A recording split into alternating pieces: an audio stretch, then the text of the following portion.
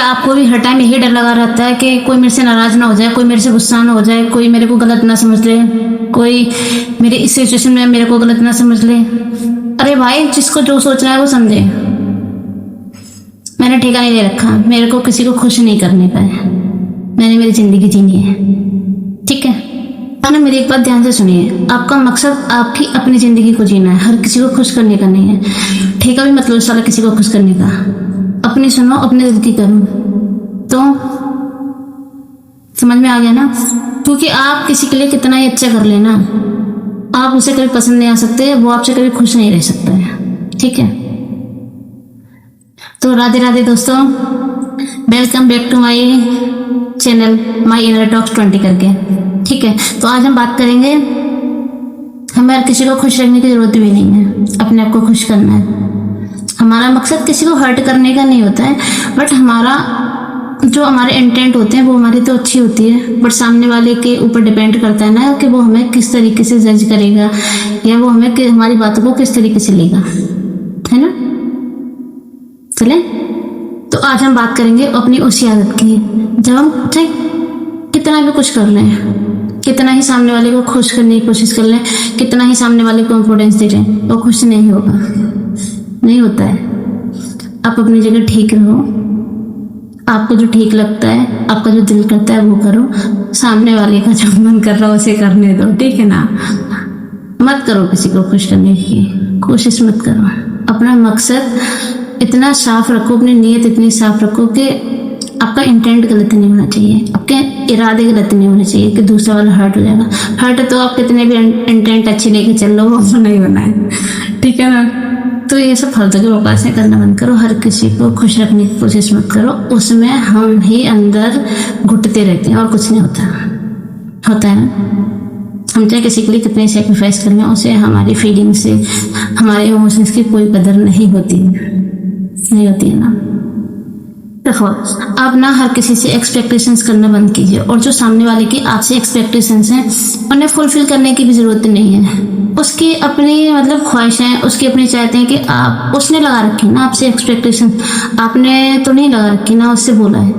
हम कितना, अगर चलो मान लो हमें पता भी पड़ जाए ना, और हम कितना ही उन्हें फुलफिल करने की कोशिश कर लें, सामने वाले को समझने को, या उसकी जो खुशियाँ हैं हमसे रिलेटेड, जो उसकी एक्सपेक्टेशंस पे हम चाहे कितना ही खरा उतर लें, तो फिर भी कुछ नहीं होगा। वो हमारे हर काम में कमी निकालेगा ही निकालेगा, हर चीज में कमी निकालेगा। तो कि तूने ऐसे नहीं किया, तूने वैसे नहीं किया, तुझे ऐसा करना चाहिए था, वैसा करना चाहिए था, मतलब बहुत सारी चीजें कर देगा, बहुत सारी चीजें बोलेगा। तो मत करो किसी को खुश।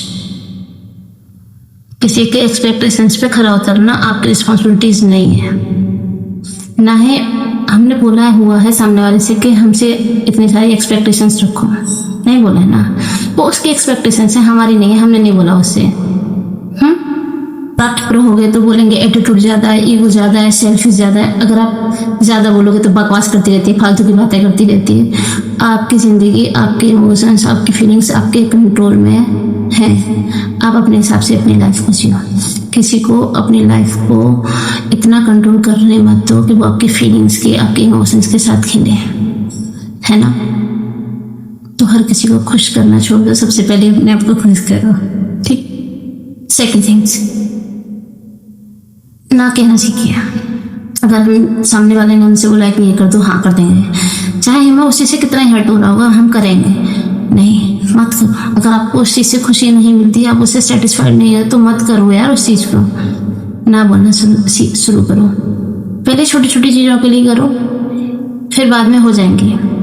ठीक है? बट ना बोलना सीखो। अपने इनर सोल को, अपने फीलिंग्स को, अपने इमोशंस को मारो मत, सामने वाले को खुश रखने के लिए। ठीक है ना?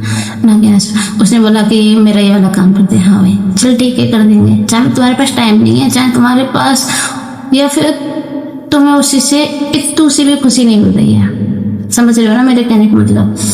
बिल्कुल भी खुशी नहीं मिली, बट तेरे को करना है क्योंकि सामने वाले ने बोला है। ना कहना सीखो, सामने वालों को उसकी बाउंड्रीज को क्रॉस मत करने दो, है ना? किसी को अपनी लाइफ में इतना इंटरप्ट मत करने दो कि ऐसी तैसी करके रख दे वो। ठीक है ना?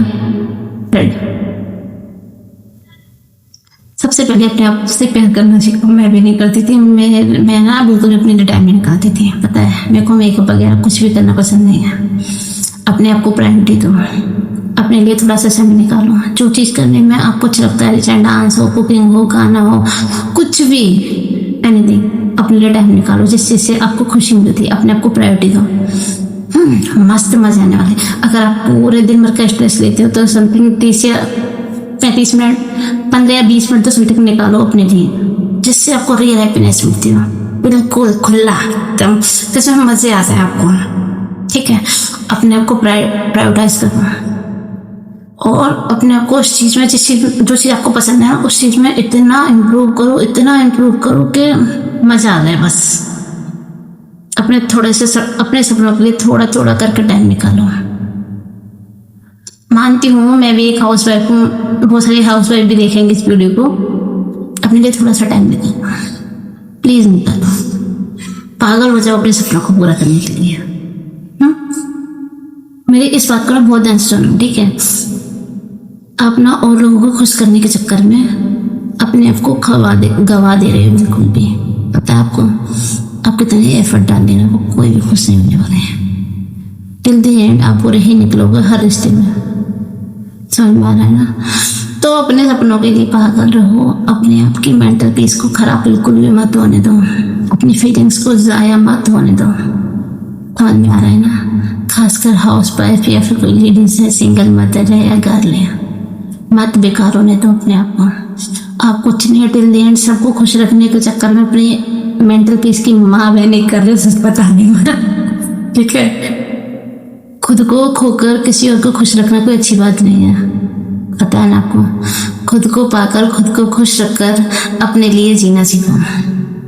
कुछ भी कर लो, सब बेकार है। अगर आपको मेरी बातें अच्छी लगी हो या रिलेट कर पा रहे हो इस चीज़ से, तो लाइक कर देना, एक अच्छे से कमेंट कर देना। बाय बाय, मिलते हैं नेक्स्ट व्लॉग में।